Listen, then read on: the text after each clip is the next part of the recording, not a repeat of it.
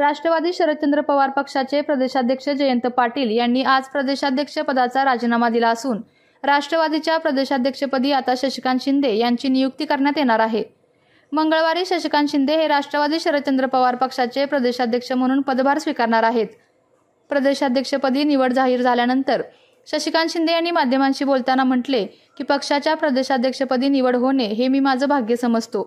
पवार साहेबांवर असलेल्या निष्ठेचे फळ आज मला मिळालं अशी भावना त्यांनी व्यक्त केली। त्याचबरोबर यावेळी बोलताना त्यांनी सातारकरांना आवाहन केले की या पदावर संधी मिळाली असून आपण मला साथ दिली तर सातारचा सुपुत्र काय करू शकतो हे या महाराष्ट्राला पण दाखवून देऊ अशी भावनिक साथ सातारकरांना यावेळी शशिकांत शिंदे यांनी दिली आहे। आज मीडियावर आदरणीय आमचे नेते जयंत पाटील साहेबांनी राष्ट्रवादी काँग्रेस पक्षाच्या अध्यक्षपदाचा राजीनामा दिल्यानंतर चर्चा सुरू झालेली आहे। अनेक नावांच्या चर्चेमध्ये माझ्या नावाची चर्चा सुरू झाली आणि ही चर्चा होत असताना खरं म्हणतं तर माझ्या नावाची चर्चा होणं मी माझं भाग्य समजतो।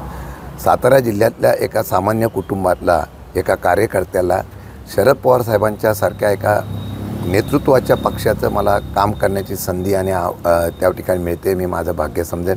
यशवंतराव चव्हाणांच्या भूमीमध्ये परत एकदा अशा प्रकारचं काम करण्याची संधी देणारा एक कार्यकर्ता पवारसाहेबांना त्या ठिकाणी जर मिळाली, पवारसाहेबांनी दिली तर मी माझं भाग्य समजेल।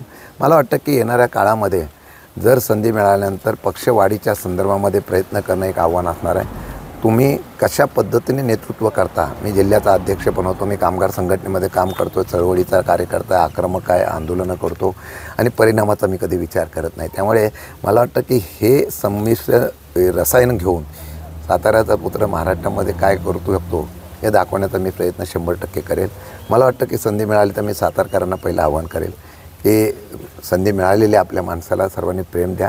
येणाऱ्या काळामध्ये पुढे काम करण्याच्या संदर्भातला निर्णय निश्चितपणाने घेऊ।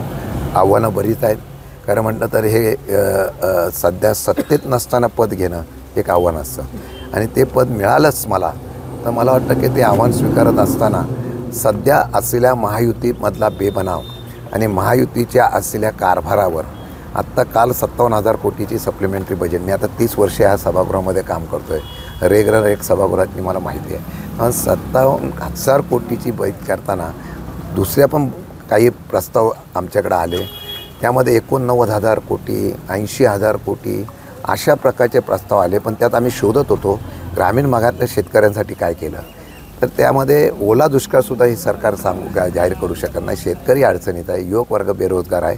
आता काल सांगितलं आम्ही आता विरोधी पक्षाने आम्ही काल प्रस्ताव ठेवलेला आहे शासकीय भरतीचा, त्याच्यावर त्यांनी सांगितलं आता 75,000 लोकांना आम्ही लगेच नोकऱ्या देतात। आता हे ऐकून आम्हीच आता हे झालेलो आहोत। हे काही विषय जे आहेत ते भावनिक आहेत, महाराष्ट्राच्या हिताच्या स्वाभिमानाचे पण काही विषय आहेत। ज्या वेळेला महाराष्ट्रावर आक्रमण करण्याचा प्रयत्न होतो त्यावेळेलासुद्धा निश्चितपणाने त्या संदर्भामध्ये आक्रमकतेने महाराष्ट्र उभा करण्याचा प्रयत्न करणं मला वाटतं ही काळाची गरज आहे। महाराष्ट्रातून मुंबई तोडणार का असा प्रश्न होतो।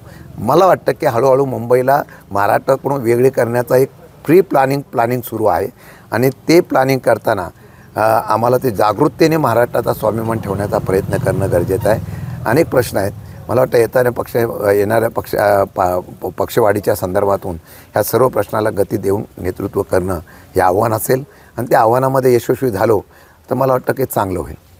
आपल्या तालुक्यातील जिल्ह्यातील बातम्या सर्वप्रथम पाहण्यासाठी आजच सातारा न्यूजला YouTube चॅनलवर सबस्क्राईब करा, लाईक करा, शेअर करा आणि बेल आयकॉन प्रेस करायला विसरू नका।